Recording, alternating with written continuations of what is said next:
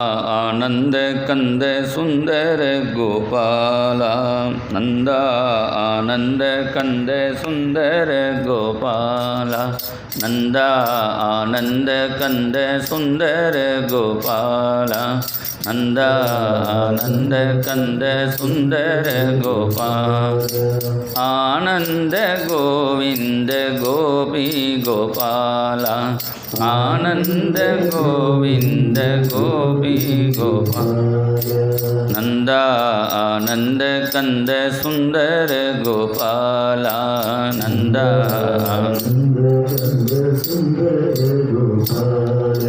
हे माधवा हे केशवा हे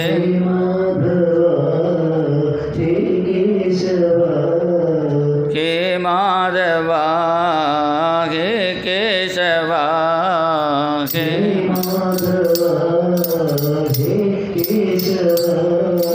मुरलीधरा कन्ना मन मोहना मुरलीधरा कन्ना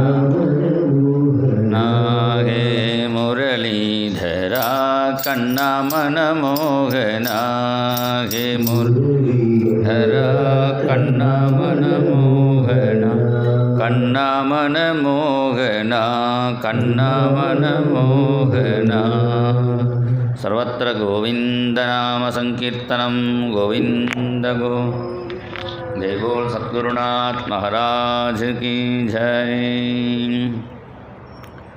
ദക്ഷയാഗത്തിന് ശേഷം ധ്രുവചരിത്രം 5 അധ്യായങ്ങളിൽ വർണ്ണിക്കുന്നു. ജായേ ഉത്താനപാദസ്യ സുനീതിസ്സുരുചിസ്തയോഃ സുരുചി പ്രേയസി പത്യുഃ നേതരാ യത്സുതോ ധ്രുവഃ. പ്രിയവ്രതൻ്റെ രണ്ടാമത്തെ പുത്രനാണ് ഉത്താനപാദൻ.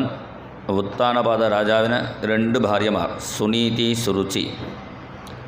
ഉത്താനപാദൻ പറഞ്ഞാൽ ഒരു രാജാവിൻ്റെ കഥ വിചാരിക്കേണ്ട. നമ്മൾ എല്ലാവരും ഉത്താനപാദന്മാരാണ്. സംസ്കൃതത്തിൽ ഉത്ത് പറഞ്ഞാൽ മേലെ എന്നർത്ഥം. ഉത്താനപാദം വെച്ചാൽ മേലെ, കാല്, തല താഴെ. നമ്മളെല്ലാവരും അങ്ങനെയല്ലേ ജനിച്ചത്. അപ്പം നമ്മൾ എല്ലാവരും ഉത്താനപാദനാണ്. എല്ലാവർക്കും 2 ബുദ്ധിയാണ്. നല്ല വിധത്തിൽ പോകുന്ന, നീതി പ്രകാരം പോകുന്ന ബുദ്ധിയാണ് സുനീതി. നീതി നോക്കാതെ രുചിപ്രകാരം പോകുന്ന ബുദ്ധിയാണ് സുരുചി. സുനീതിയുടെ മകനാണ് ധ്രുവൻ. നീതി വഴി കൂടി പോകുമ്പോൾ നമുക്ക് കിട്ടുന്ന സുഖം ധ്രുവമായി ശാശ്വതമായിരിക്കും. നീതി നോക്കാതെ നമ്മുടെ രുചിപ്രകാരം ചെല്ലുമ്പോൾ അതിൽ കിട്ടുന്ന സുഖം കുറച്ച് കാലം ഉത്തമമായിരിക്കും. പിന്നെ അതുകൊണ്ട് നമുക്ക് സങ്കടമേ വരുള്ളൂ. അതുകൊണ്ട് നീതി വഴി കൂടി പോകണം എന്നാണ് അവിടെ കാണിച്ചു തരണം. ഈ ധ്രുവൻ ഒരു ദിവസം തൻ്റെ അനുജനെ വിളിക്കാൻ വേണ്ടി കൊട്ടാരത്തിലെത്തിയപ്പോൾ അനുജൻ അച്ഛൻ്റെ മടിയിലിരിക്കുന്നത് കണ്ടു. അപ്പോൾ തനിക്കും അച്ഛൻ്റെ മടിയിൽ കയറണം ആഗ്രഹമുണ്ടായി. അങ്ങനെ അച്ഛൻ്റെ മടിയിൽ കയറാൻ പുറപ്പെട്ടപ്പോഴാണ് ചെറിയമ്മ സുരുചി പറഞ്ഞു, നവത്സൻ പതിർധിഷ്ണ്യം ഭവാൻ ആരോടുമർഹതി. അച്ഛൻ്റെ മടിത്തട്ടിൽ കയറാനുള്ള ഭാഗ്യം നിനക്കില്ല. എന്താ കാരണം? അച്ഛൻ്റെ മടിത്തട്ടിൽ കയറണമെങ്കിൽ ആദ്യം എൻ്റെ വയറ്റിൽ ജനിക്കണം. എൻ്റെ വയറ്റിൽ ജനിച്ചാൽ മാത്രമേ അച്ഛൻ്റെ മടിയിൽ കയറാൻ പാടുള്ളൂ. അതിന് ആദ്യം ചെയ്യേണ്ടത് തപസ് ചെയ്യണം. തപസാരാധ്യപുരുഷം തസ്സൈവ അനുഗ്രഹേന മേ. തപസ് ചെയ്ത് ഭഗവാനോട് പ്രാർത്ഥിച്ചോളൂ, സുരുചിയമ്മ വയറ്റിൽ ജനിക്കണം. അങ്ങനെ എൻ്റെ വയറ്റിൽ ജനിച്ചാൽ മാത്രമേ അച്ഛൻ്റെ മടിയിൽ കയറാൻ പറ്റുള്ളൂ. ഇത് പറഞ്ഞപ്പോൾ ധ്രുവനുക്ക് സങ്കടമായി. അച്ഛൻ്റെ മുഖം നോക്കുന്നു, അച്ഛനും ഒന്നും മിണ്ടുന്നില്ല. പിന്നെ നേരെ അമ്മയുടെ അടുത്ത് വന്ന് കരഞ്ഞു. കുട്ടികൾക്ക് സങ്കടം വന്നാൽ അമ്മയെ കാണുമ്പോൾ കരയും. രാവിലെ കളിക്കുമ്പോൾ എവിടെയെങ്കിലും വീഴും. എങ്ങനെയും വീണ് കഴിഞ്ഞാൽ പിന്നെ അത് മറക്കും. പിന്നെ വൈകുന്നേരം അമ്മയെ കാണുമ്പോൾ അമ്മേനെ കരയും. അമ്മ ചോദിക്കും, എന്താണ് രാവിലെ അവിടെ വീണു പറയും. അങ്ങനെ അമ്മയെ കാണുമ്പോഴാണ് കുട്ടികൾക്ക് സങ്കടമൊക്കെ ഓർമ്മ വരും. അപ്പോൾ തൻ്റെ സങ്കടം ധ്രുവൻ പറഞ്ഞപ്പോൾ സുനീതി നല്ല കാര്യം പറഞ്ഞു കൊടുത്തു. എന്ത് പറഞ്ഞു കൊടുത്തു? നമ്മുടെ സങ്കടത്തിൻ്റെ കാരണം നമ്മൾ തന്നെയാണ്. തമിഴിൽ പഴഞ്ചൊല്ല് പറയാണ്ട്, നന്മയും തീമയും പിറർത്തല വാരാ. തമിഴിൽ പഴഞ്ചൊല്ലു, നന്മയും തിന്മയും വേറെ ഒരാൾ നമുക്ക് ചെയ്യാൻ പറ്റില്ലേ. നമ്മൾ ചെയ്ത പുണ്യം നമുക്ക് നന്മയായും നമ്മൾ ചെയ്ത പാപം നമുക്ക് തിന്മയായും ദുഃഖമായും വരുന്നു. സുഖസ്യ ദുഃഖസ്യ നകോപി ദാത പരോ ദതാദീതി കുബുദ്ധിരേഷ എന്നാണ് അധ്യാത്മരാമായണത്തിൽ പറയുന്നു. അപ്പോൾ നമ്മുടെ ദുഃഖം കുറയ്ക്കണമെങ്കിൽ എന്ത് ചെയ്യണം? പുണ്യം കൂടുതലാക്കണം. നമ്മൾ വിചാരിക്കും അടുത്ത വീട്ടുകാരൻ നമ്മളെ സഹായിക്കുന്നു, മുമ്പത്തെ വീട്ടുകാരൻ നമ്മളെ എതിർക്കുന്നു, എതിർ വീട്ടുകാരൻ, അതാണ് എതിർ വീടെന്ന് പറയാറുണ്ട്. എതിർത്ത് നിൽക്കുന്ന ആളാണ്, അങ്ങനെ വിചാരിക്കും. പക്ഷേ നമ്മളെ സഹായിക്കുന്നത് അടുത്ത വീട്ടുകാരനില്ലേ, നമ്മൾ ചെയ്ത പുണ്യം അടുത്ത വീട്ടുകാരനായി സഹായിക്കുന്നു. നമ്മൾ ചെയ്ത പാപം വേറൊരു ആളുടെ രൂപത്തിൽ നമ്മളെ ദുഃഖിപ്പിക്കുന്നു. അപ്പോൾ ചെയ്യേണ്ടത് ഭഗവാനെ പ്രാർത്ഥിക്കാം. അതുകൊണ്ട് ഭഗവാനെ പ്രാർത്ഥിച്ചോളൂ പറഞ്ഞപ്പോൾ ധ്രുവൻ നേരെ കാട്ടിലേക്ക് പുറപ്പെട്ടു വന്നു. അങ്ങനെ വരുന്ന വഴിയിലാണ് നാരദൻ അവിടെ നാമം ജപിച്ചു വന്നു. സ്മരരേ ബൃന്ദാവനം മാനസ സ്മരരേ ബൃന്ദാവനം. നാരദൻ ബൃന്ദാവനത്തിൽ നിന്നാണ് വരുന്നത്. അപ്പോൾ നാരദൻ ശരിക്കും ബൃന്ദാവനം പോയിട്ട് പിന്നെ വൈകുണ്ഠവും പോയി. വൈകുണ്ഠത്തിൽ ഭഗവാനെ കണ്ടപ്പോൾ അവിടെ മഹാലക്ഷ്മി നല്ല ഒരു താമരമാല ഉണ്ടാക്കി ഭഗവാനക്ക് സമർപ്പിച്ചു. ഭഗവാൻ ചെയ്തു, തനിക്ക് ഇട്ട താമരമാലയെ നാരദനക്ക് സമർപ്പിച്ചു. ഇന്ന് നിനക്ക് നല്ല ലാഭം കിട്ടാൻ പോകുന്നു പറഞ്ഞു ഭഗവാൻ. നാരദനക്ക് മനസ്സിലായിട്ടില്ലേ നമുക്കെന്താണ് ലാഭം. അങ്ങനെ ആലോചിച്ച് അദ്ദേഹം ഇവിടെ വരുമ്പോഴാണ് ധ്രുവനെ കണ്ടു. ധ്രുവൻ നാരദനെ കണ്ടപ്പോൾ വീണ്ടും നമസ്കരിച്ചു. ഒരാൾ നമസ്കരിക്കുമ്പോൾ അയാൾ ആ ചെറിയ കുട്ടിയല്ലേ, ആ കുട്ടിയെ ഇങ്ങനെ എടുക്കാൻ വേണ്ടി നാരദൻ കുനിഞ്ഞപ്പോൾ എന്തായി, നാരദൻ്റെ കഴുത്തിൽ നിന്നും താമരമാല ധ്രുവൻ്റെ കഴുത്തിൽ വീണു. അപ്പോൾ നാരദർക്ക് മനസ്സിലായി നമുക്ക് നല്ല ലാഭം, നല്ല ശിഷ്യനെ കിട്ടിയതാണ് നല്ല ലാഭം. കാരണം നല്ല ശിഷ്യന്മാർ കിട്ടേണ്ടേ, നല്ല ഗുരുക്കൾ കിട്ടാനും ഭാഗ്യം തന്നെയാണ്, നല്ല ശിഷ്യന്മാരെ കിട്ടുന്നതും ഭാഗ്യം തന്നെയാണ്. ഉടനെ നാരദൻ ധ്രുവനോട് ചോദിച്ചു, എന്തിനാ കാട്ടിലേക്ക് വരുന്നു? അപ്പോൾ ധ്രുവൻ പറഞ്ഞു, അച്ഛൻ്റെ മടിയിൽ കയറാൻ പുറപ്പെട്ടപ്പോൾ ചെറിയമ്മ എന്നെ ചീത്ത വിളിച്ചു. അതിനുവേണ്ടി എനിക്ക് ഇപ്പോൾ ഞാൻ വലിയ സ്ഥാനം പ്രാപിക്കാൻ വേണ്ടി തപസ് ചെയ്യാൻ പോകുന്നു പറഞ്ഞപ്പോൾ നാരദൻ പറഞ്ഞു, തപസ് അത്ര എളുപ്പമില്ലേ, ഭഗവാനെ കിട്ടാൻ വളരെ ബുദ്ധിമുട്ടാണ്. മുനയക പദവീം യസ്യ നിസ്സംഗേനോരു ജന്മഭിഹി. മുനിവന്മാരൊക്കെ ഋഷീശ്വരന്മാർ ഒരു ജന്മഭിഹി പല ജന്മങ്ങളിൽ തപസ് ചെയ്തിട്ട് ഇന്നും ഭഗവാനെ കണ്ടിട്ടില്ല, ഭഗവാനെ കാണാനുള്ള വഴി പോലും ഒന്നും കണ്ടിട്ടില്ല. മുനയഹ പദവീം യസ്യ, ഭഗവാനെ കാണാനുള്ള വഴി പോലും കണ്ടെത്തിയിട്ടില്ലേ, അതിന് പകരം അച്ഛൻ്റെ അടുത്ത് പോയാൽ നല്ലതാണ് പറഞ്ഞപ്പോൾ ധ്രുവൻ പറഞ്ഞു, എനിക്ക് അച്ഛൻ്റെ അടുത്തിട്ടിൽ കയറേണ്ട, ഭഗവാനെ തന്നെ കാണണം. ധ്രുവൻ പറഞ്ഞാൽ ആ ഉറപ്പ്, ആ ധ്രുവൻ്റെ ആ ഉറപ്പ് കണ്ടപ്പോൾ നാരദൻ പറഞ്ഞു, കുളിച്ച് വരൂ, മന്ത്രം ഉപദേശം തരാൻ പറഞ്ഞു. കുളിച്ച് വന്നു. അടുത്തുള്ള താമര കുളത്തിൽ കുളിച്ച് കുറച്ച് താമരയും പറിച്ച് നാരദൻ്റെ കാലിലിട്ട് സമർപ്പിച്ച് നമസ്കരിച്ചു. നാരദൻ ആദ്യം ഹസ്തമസ്തക ദീക്ഷ എന്ന് പറയും. ഗുരുക്കന്മാർ 4 തരം ദീക്ഷ കൊടുക്കാറുണ്ട്.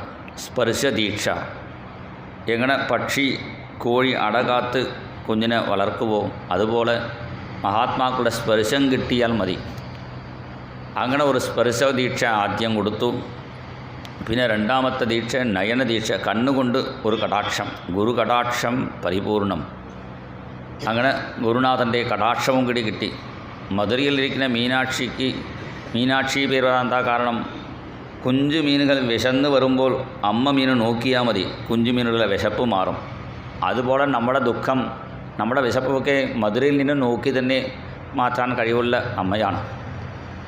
അതുപോലെയാണ് നയനദീക്ഷ. പിന്നെ മന്ത്രദീക്ഷ, 12 അക്ഷരമുള്ള ദ്വാദശാക്ഷരി മന്ത്രം ഉപദേശം കൊടുത്തു. പിന്നെ സ്മരണദീക്ഷ, ഗുരുനാഥന്മാരെ ശിഷ്യന്മാർ സ്മരിക്കും, അതേപോലെ ശിഷ്യന്മാരെ ഗുരുനാഥനും സ്മരിക്കണം. അങ്ങനെ സ്മരിച്ചാൽ അത് ഭാഗ്യം. ഈ ധ്രുവൻ്റെ തപസ് നിർവിഘ്നമായി നടക്കാൻ വേണ്ടി നാരദൻ സ്മരണദീക്ഷയും ചെയ്യാൻ പോകുന്നു. ആമയെപ്പോലെയാണ് സ്മരണദീക്ഷ. അങ്ങനെ 4 വിധം ദീക്ഷ കൊടുത്തു ഉപദേശിച്ചാണ് വൃന്ദാവനത്തിലേക്ക് പറഞ്ഞു വിട്ടു. വൃന്ദാവനത്തിൽ പോയ ധ്രുവൻ ഓരോരോ മാസവും തപസ് കൂടുതലാക്കി കൊണ്ടുവരണം. ആദ്യത്തെ മാസം 3 ദിവസം കഴിയുമ്പോൾ കുറച്ച് പഴങ്ങൾ മാത്രം കഴിച്ചിരുന്നു. 2ാമത്തെ മാസമായപ്പോൾ 6 ദിവസം കഴിയുമ്പോൾ കുറച്ച് ഇലകൾ മാത്രം കഴിച്ചുകൊണ്ട് തപസ് ചെയ്തു. തൃതീയം ചാണയന്മാസം നവമേ ഗണീ അഭക്ഷ ഉത്തമ ശ്ലോകം ഉപാധാവത് സമാധിന. 3ാമത്തെ മാസം ആകുമ്പോൾ 9 ദിവസം കഴിയുമ്പോൾ കുറച്ച് വെള്ളം മാത്രം കുടിച്ചുകൊണ്ട് തപസ് ചെയ്തു. 4ാമത്തെ മാസം അതും നിർത്തി വെറും കുംഭക പ്രാണായാമം ചെയ്ത് കാറ്റ് മറ്റും ശ്വസിച്ച് അടക്കി വെച്ചുകൊണ്ട് തപസ് ചെയ്യുന്നു. ഇതൊക്കെ വലിയ അത്ഭുതം. ഒരു 5 വയസ്സ് കുട്ടിക്ക് വിശപ്പടക്കാൻ അത്ര എളുപ്പമല്ലേ? 5 വയസ്സ് കുട്ടിയില്ലേ? 50 വയസ്സായ നമുക്ക് തന്നെ 12:30 നിർത്തുന്ന ആൾ ഒരു ദിവസം 1 മണിയാക്കിയാൽ എന്താ നിർത്തില്ലേ ആചാര്യൻ? അങ്ങനെ ഇടയ്ക്കിടയ്ക്ക് വാച്ച് നോക്കും. ഒരു അരമണിക്കൂർ 1 മണിക്കൂർ അപ്പുറം ഇപ്പുറം പോയാൽ തന്നെ നമുക്ക് വിശപ്പടക്കാൻ വയ്യ. ഈ ധ്രുവൻ്റെ 5 വയസ്സ് കുട്ടി എപ്പോഴും എന്തെങ്കിലും കഴിച്ചുകൊണ്ടേക്കും തോന്നും. ആ സമയത്ത് ഇങ്ങനെ തപസ് ചെയ്യുന്നതാണ് ഗുരുനാഥൻ്റെ അനുഗ്രഹം, ഭഗവാന്റെ അനുഗ്രഹം. ധ്രുവൻ്റെ തപസ് കണ്ട് ദേവന്മാർക്ക് കുറച്ച് മായാപ്രയോഗം നടത്തി നോക്കി. സുനീതി അമ്മയെപ്പോലെ ഒരു വേഷം കെട്ടി വന്ന് ധ്രുവ വെറു മതി, തപസ് മതി ഇങ്ങനെ പറഞ്ഞു നോക്കി. ഞാൻ ഭക്ഷണമൊക്കെ തരാം, കളിപ്പാട്ടം തരാം, നിനക്ക് മധുര പലഹാരങ്ങളൊക്കെ തരാം. സുനീതി രൂപത്തിൽ വന്ന് ദേവന്മാർ പറഞ്ഞിട്ടും കണ്ണു തുറക്കണില്ലേ. പിന്നെ ഭൂതപ്രേതങ്ങളൊക്കെ ഒന്ന് പേടിപ്പിച്ച് നോക്കി. അപ്പോഴും ധ്രുവൻ്റെ തപസ് മാറിയിട്ടില്ലേ. അങ്ങനെ നിൽക്കുന്നു ഒറ്റക്കാലിൽ. പിന്നെ ദേവന്മാർക്ക് ശക്തി കുറഞ്ഞപ്പോഴാണ് അവർ നേരെ ഭഗവാനടുത്ത് ചെന്ന് പ്രാർത്ഥിച്ചു. ഭഗവാനെ, ഭൂലോകത്തിൽ ഒരു 5 വയസ്സ് പ്രായമുള്ള ഉണ്ണി തപസ് ചെയ്യുന്നു, വേഗം ദർശനം കൊടുക്കണം. അപ്പോഴാണ് ഭഗവാൻ പറഞ്ഞു, ദർശനം കൊടുക്കാൻ പോകുന്നില്ലേ, ദർശനം ചെയ്യാൻ വേണ്ടി പോകുന്നു. മധുർവനം ഭൃത്യദിദൃക്ഷയാഗതഃ. ഭൃത്യദിദൃക്ഷയാ, ധ്രുവനെ കാണാനുള്ള ആഗ്രഹം കൊണ്ട് ഭഗവാൻ 1000 തലയോടെ പുറപ്പെട്ടു എന്നാണ് പറയുന്നത്. സഹസ്രശീർഷാപി തത്തോ ഗരുത്മത. 1000 തലയും 2000 കണ്ണുകൾ കൊണ്ട് കാണണം എന്ന് വിചാരിച്ച് പുറപ്പെട്ടപ്പോഴാണ് പിന്നെ ഭഗവാനക്ക് തോന്നി, ഇങ്ങനെ 1000 തല കാണിച്ചാൽ ധ്രുവൻ ചിലപ്പോൾ പേടിക്കും. കുട്ടിയല്ലേ, നാരദനെ എങ്ങനെ പറഞ്ഞു കൊടുത്തുവോ അതേ രൂപത്തിൽ പോയാലേ ധ്രുവനുക്ക് മനസ്സിലാവുള്ളൂ എന്ന് മനസ്സിലായി. ധ്രുവൻ എങ്ങനെ ധ്യാനിക്കുന്നുവോ അതേ രൂപം സ്വീകരിച്ച് ഭഗവാൻ ഗരുഡൻ്റെ പുറത്ത് കയറി വന്നു. ധ്രുവനെ വിളിച്ചു നോക്കി. ധ്രുവൻ കണ്ണ് തുറക്കണില്ലേ. അപ്പോഴാണ് ഉള്ളിൽ ധ്യാനിക്കുന്ന രൂപം ഒന്ന് മാച്ചു ഭഗവാൻ. ആ ധ്യാനരൂപം മാഞ്ഞപ്പോഴാണ് പെട്ടെന്ന് കണ്ണ് തുറന്നു.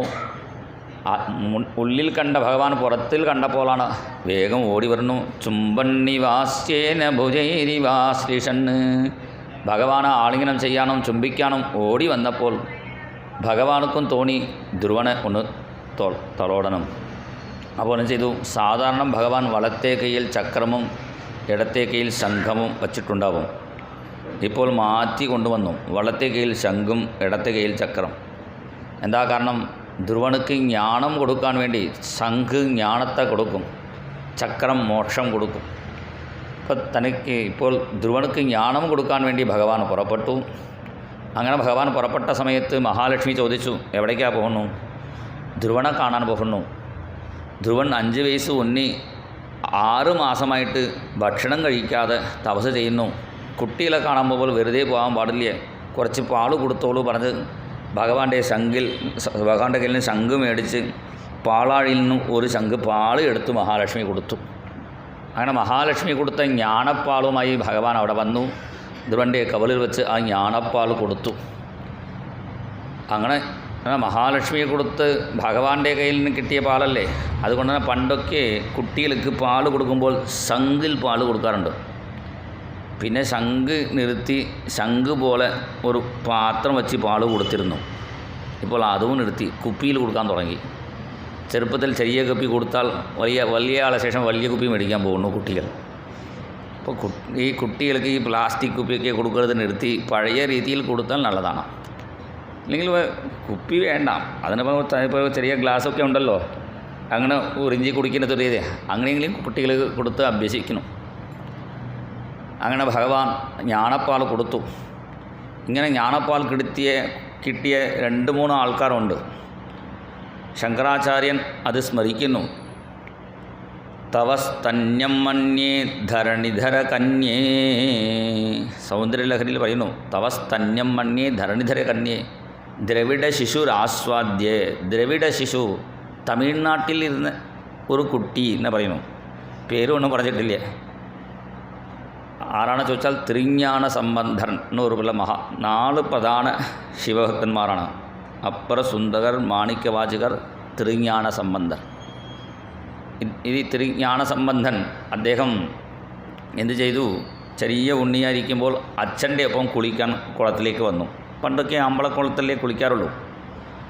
അച്ഛൻ ഉണ്ണിയെ വിളിച്ചുകൊണ്ട് പോയി കുളിച്ചിട്ട് അച്ഛൻ സഹസ്രാവർത്തി ജപിക്കാൻ തുടങ്ങി. ഉണ്ണി ഇരിക്കുമ്പോൾ വേഗം ജപിച്ചിട്ട് പോകണ്ടേ. അദ്ദേഹം പതിവായിട്ട് ചെയ്യുന്നത് പോലെ സഹസ്രാവർത്തി ജപിക്കാൻ തുടങ്ങിയപ്പോൾ കുട്ടിക്ക് വിശക്കാൻ തുടങ്ങി. കുട്ടി അമ്മേനെ വിളിച്ചു. അമ്മേനെ വിളിച്ചപ്പോൾ അടുത്തുള്ള അമ്പലത്തിലിരിക്കുന്ന തോണിയപ്പർ അമ്മ പാർവതി പരമേശ്വരനാണ്. അപ്പോൾ പാർവതിയും പരമേശ്വരനും അവിടെ പ്രത്യക്ഷപ്പെട്ടു. പാർവതി എന്ത് ചെയ്തു? തൻ്റെ ജ്ഞാനപ്പാൽ ആ ഉണ്ണിക്ക് കൊടുത്തു. ആ ജ്ഞാനപ്പാൽ കൊടുത്ത ശേഷം ഇദ്ദേഹം ജപം കഴിഞ്ഞ് ഉണ്ണിയെ നോക്കുമ്പോൾ ഉണ്ണിയുടെ വായിൽ പാൽ ഇരിക്കുന്നത് കണ്ടു. ആരെങ്കിലും കൊടുത്ത പാൽ കുടിച്ചുവോ? പണ്ടൊക്കെ വളരെ ശുദ്ധമല്ലേ, എല്ലാവരും കൊടുത്ത പാലൊക്കെ കുടിക്കാൻ പാടില്ലേ. ഇത് ആരാണ് നിനക്ക് പാൽ കൊടുത്തു ചോദിച്ചപ്പോൾ കാണിച്ചു കൊടുത്തു. തോടുടയ സെവിയൻ വിടൈമേര്. അപ്പോൾ തന്നെ 5 വയസ്സ് പോലും ആയിട്ടില്ലേ, 3 വയസ്സേ ആയിട്ടുള്ളൂ. 3 വയസ്സ് ഉണ്ണി ജ്ഞാനപ്പാൽ കിട്ടിയപ്പോൾ കാണിച്ചു കൊടുത്തു. വൃഷഭവാഹനത്തിൽ പാർവതിയും പരമേശ്വരൻ ഇരിക്കുന്നത് കാണിച്ചു കൊടുത്തു. ഈ അമ്മയാണ് എനിക്ക് പാൽ കൊടുത്തു എന്ന് പറഞ്ഞപ്പോൾ അത്ഭുതപ്പെട്ടു. അങ്ങനെ അദ്ദേഹം ജ്ഞാനപ്പാൽ കിട്ടിയ മഹാത്മാവാണ്. അതേപോലെ ആന്ധ്രാപ്രദേശത്തിൽ അന്നമാചാര്യർ എന്നൊരു മഹാത്മാവുണ്ടായിരുന്നു. അന്നമാചാര്യർ കീർത്തനമൊക്കെ നമുക്ക് നിറച്ചും കേട്ടിട്ടുണ്ടാവും.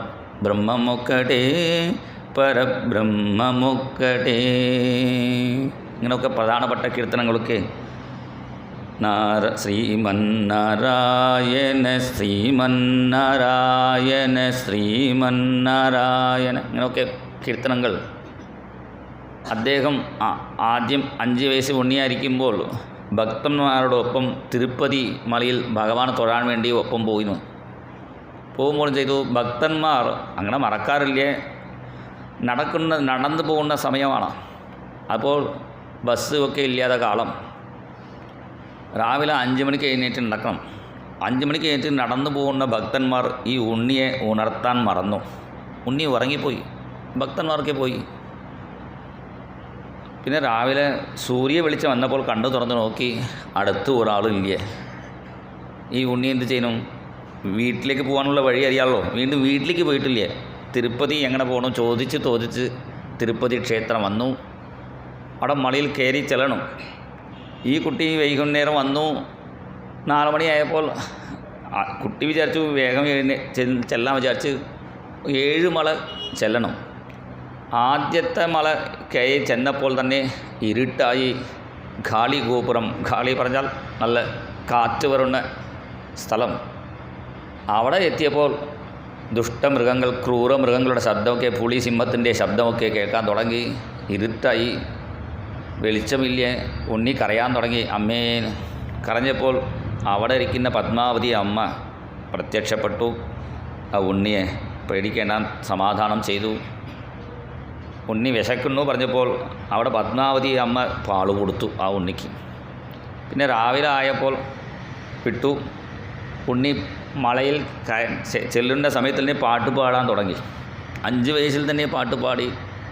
അദ്ദേഹം എഴുതിയ കീർത്തനങ്ങൾക്ക് നിറച്ചും ഈ ഓലയിലും ചെപ്പിൻ്റെ ചെപ്പേടിലും എഴുതി വച്ചിരുന്നു. പിന്നെ കുറേ കാലം തിരുപ്പതി ക്ഷേത്രത്തിൽ ഒരു മുറി പൂട്ടിയിട്ടിരുന്നു. എന്താണ് ഒരാൾ അറിഞ്ഞുകൂടാ. കുറേ കാലം പൂട്ടിയിട്ടിരുന്നു. പിന്നെ ഒരു മഹാത്മാ അത് തുറക്കാൻ പറഞ്ഞു. നിറച്ച് ചെപ്പ് പട്ടയം ഉള്ളത് കണ്ടപ്പോൾ അത് എന്താണ് പുളി ഇട്ട് തേച്ച് നോക്കുമ്പോൾ അന്നമാചാര്യരുടെ കീർത്തനങ്ങളൊക്കെ കിട്ടി.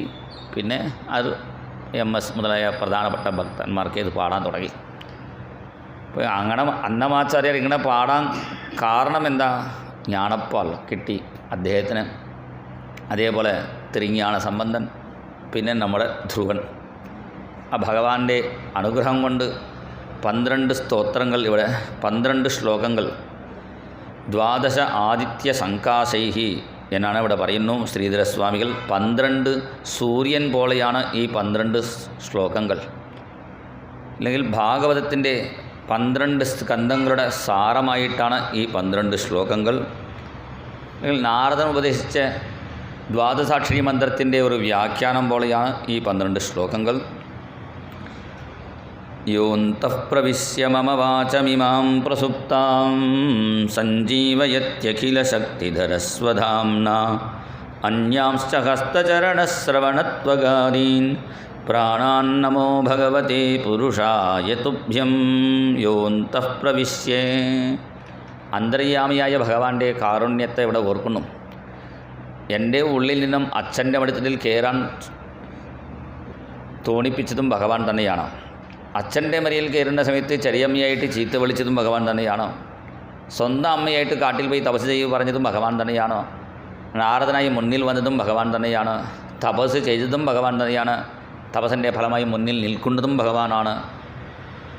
മാത്രമല്ലേ, സ്തുതിക്കുന്നതും ഭഗവാൻ തന്നെയാണ്. സ്തുതി കേട്ട് സന്തോഷിക്കുന്നതും ഭഗവാൻ തന്നെയാണ്. അഹങ്കാരം ഇല്ലാതെ അഹം യന്ത്രോ ഹൃഷീകേശ ത്വം യന്ത്രീ കില കേശവ, ഞാൻ ഒരു യന്ത്രം പോലെയാണ്. ഒരു കാറ് സ്വയം ഓടാറില്ലല്ലോ. കാറിൻ്റെ ഉള്ളിൽ ഒരു ഡ്രൈവർ ഓട്ടിയാലേ കാറ് ഓടുള്ളൂ. ഡ്രൈവർ ഇറങ്ങി പുറപ്പെട്ടാൽ പിന്നെ 4 ആളുകൾ പിടിച്ച് തള്ളി ഷെഡിൽ കൊണ്ടാക്കും. അതുപോലെ നമ്മുടെ അന്തര്യാമിയായിട്ട് ഭഗവാൻ ഉള്ളത് കൊണ്ടാണ് ഞാൻ സംസാരിക്കുന്നു, നിങ്ങൾ കേൾക്കുന്നു. അന്തര്യാമി ഇറങ്ങി പുറപ്പെട്ടാൽ പിന്നെ 4 ആൾ കൊണ്ടുപോകും, വണ്ടിയിൽ ആംബുലൻസിലൊക്കെ എത്തും. അപ്പോൾ എൻ്റെ ഉള്ളിൽ നിന്നും ഇങ്ങനെ സ്തോത്രം ഉണ്ടാക്കിയത് ഭഗവാൻ തന്നെയാണ്. യോന്തഃ പ്രവിശ്യ മമ വാചമിമാം പ്രസുപ്താം എല്ലാ ജീവികൾക്കും പല്ല്, നാവൊക്കെ ഉണ്ടല്ലോ, നാക്ക്. പക്ഷേ സ്തുതിക്കാൻ പറ്റില്ലേ? മനുഷ്യന്മാരും ചില ആളുകൾ മൂക്കന്മാരായി, സംസാരിക്കാൻ വയ്യാത്ത ആളായി ജനിച്ചിരിക്കുന്നു. കാരണം ഉള്ളിൽ നിന്നും ആ വാക്ക് കിട്ടണമെങ്കിൽ ഭഗവാൻ അനുഗ്രഹിച്ചാലേ കിട്ടുള്ളൂ എന്നാണ് ഇവിടെ പറയുന്നു. പിന്നെ ഭഗവാനെ എനിക്ക് എപ്പോഴും സത്സംഗം തരണേന്ന് പ്രാർത്ഥിച്ചു ധ്രുവൻ. ഭഗവാൻ ധ്രുവനുക്ക് ആയുസ്, ആരോഗ്യം എല്ലാം കൊടുത്ത് അനുഗ്രഹിച്ചു. ഭഗവാൻ പുറപ്പെട്ട ശേഷം ധ്രുവൻ കരഞ്ഞുകൊണ്ട് പറഞ്ഞു. ഭഗവാൻ കൊടുത്ത സാധനം മേടിച്ചു, ഭഗവാനും മറന്നല്ലോ എന്ന് വിചാരിച്ച് വരുമ്പോൾ ധ്രുവൻ വരുന്ന ആ വിഷയം കേട്ടു രാജാവ്. ഉടനെ രാജാവ് ധ്രുവനെ രാജാവാക്കി. ധ്രുവൻ്റെ അച്ഛൻ തപസ് ചെയ്ത് ഭഗവാനെ പ്രാപിച്ചു. ധ്രുവൻ്റെ അനുജൻ കാട്ടിൽ നായാട്ടത്തിന് പോകുമ്പോൾ യക്ഷന്മാരോട് യുദ്ധം ചെയ്തു മരിച്ചു. മഹണ അന്വേഷിച്ച് പോയ സുരുചി കാട്ടുതീയിൽപ്പെട്ട് മരിച്ചു. അതാ കാരണം ഭക്തനാണ് ധ്രുവനെ ചീത്ത വിളിച്ചത് കൊണ്ട് എന്തായി, നല്ല മരണം പോലും കിട്ടിയിട്ടില്ലേ, കാട്ടുതീയിൽപ്പെട്ട് മരിക്കേണ്ടി വന്നു. അതുകൊണ്ട് സജ്ജനങ്ങളെ ഹിംസിക്കാൻ പാടില്ലേ, വാക്കുകൊണ്ട് പോലും ഹിംസിക്കാൻ പാടില്ലേ എന്നാണ് അവിടെ കാണിച്ചു തരണു. പിന്നെ ധ്രുവൻ യക്ഷന്മാരുടെ യുദ്ധത്തിന് പോകുന്നു. അപ്പോൾ യക്ഷന്മാരുടെ യുദ്ധം ചെയ്യുന്ന സമയത്ത് യക്ഷന്മാർ മായാപ്രയോഗം ചെയ്യാൻ തുടങ്ങി. മായാപ്രയോഗം ചെയ്യുമ്പോൾ ഋഷീശ്വരന്മാർ ഉപദേശം കൊടുത്തു, നാരായണാസ്ത്രം പ്രയോഗിച്ചോളൂ. അങ്ങനെ നാരായണാസ്ത്രം എടുത്ത് സർവ്വയക്ഷന്മാരെയും നശിപ്പിക്കാൻ പുറപ്പെട്ടപ്പോഴാണ് ധ്രുവൻ്റെ മുത്തശ്ശൻ മനു അവിടെ വന്നു പറഞ്ഞു, ഒരു ആൾ ചെയ്ത തെറ്റിന് വേണ്ടി എല്ലാവരെയും ശിക്ഷിക്കാൻ പാടില്ല. നൻവേകസ്യ അപരാധേന പ്രസംഗാത് ബഹവോ ഹതാഹ. നമ്മളൊക്കെ എങ്ങനെയാണ്, വീട്ടിൽ എറുമ്പുകൾ വരിയായിട്ട് പോവും ഭിത്തിൻ്റെ അടുത്ത്. അതിൽ ഒരു എറുമ്പ് എന്ത് ചെയ്യും, യജമാനൻ്റെ ഗൃഹനാഥൻ്റെ കാലിൽ കയറി കടിക്കും. ഗൃഹനാഥൻ നോക്കും, എറുമ്പ് കടിക്കുന്നുണ്ടല്ലോ എവിടെയാൻ നോക്കും. പിന്നെ എല്ലാ എറുമ്പുടെ ശേഷം എറുമ്പ് പൊടിയിടും. അവസാനം എന്താവും, കടിച്ച എറുമ്പ് രക്ഷപ്പെടും, കടിക്കാത്ത എറുമ്പുകളൊക്കെ നശിക്കും. അതുപോലെയാണ് ഓരോ ആൾ ചെയ്ത തെറ്റിന് വേണ്ടി എല്ലാവരെയും ശിക്ഷിക്കാൻ പാടില്ലേ, യുദ്ധം നിർത്തിക്കോളൂ പറഞ്ഞപ്പോൾ ധ്രുവൻ യുദ്ധം നിർത്തി. അപ്പോൾ യക്ഷരാജാവ് കുബേരൻ ചോദിക്കുന്നു, എന്താണ് വരം വേണം? കുബേരൻ നേരിട്ട് ചോദിച്ചപ്പോഴും എനിക്ക് ഭക്തി തരണേന്ന് പ്രാർത്ഥിച്ചു. നമ്മളൊക്കെ കുബേരൻ മുന്നിൽ വന്നാൽ എനിക്ക് പണം വേണം ചോദിക്കും. ഇവിടെ ധ്രുവൻ ഭക്തി വേണം ചോദിച്ചപ്പോൾ ധ്രുവൻ്റെ ഭക്തി കണ്ട് അത്ഭുതപ്പെട്ടു യക്ഷരാജാവ് കുബേരൻ അനുഗ്രഹിച്ചു എന്ന് പറഞ്ഞുകൊണ്ടാണ് ഈ ധ്രുവചരിത്രം സമർപ്പിക്കുന്നു. അവസാനം ധ്രുവൻ തൻ്റെ പുത്രൻ്റെ കീഴിൽ രാജ്യം ഏൽപ്പിച്ച് ബദരികാശ്രമം ചെന്ന് തപസ് ചെയ്തു. അവസാനം സുനന്ദൻ, നന്ദൻ 2 പാർഷദന്മാർ വിമാനവുമായിട്ട് വരുന്നു. ആ വിമാനത്തിൽ കയറുന്ന സമയത്ത് യമധർമ്മൻ തല കുണിച്ച് നിൽക്കുന്നു.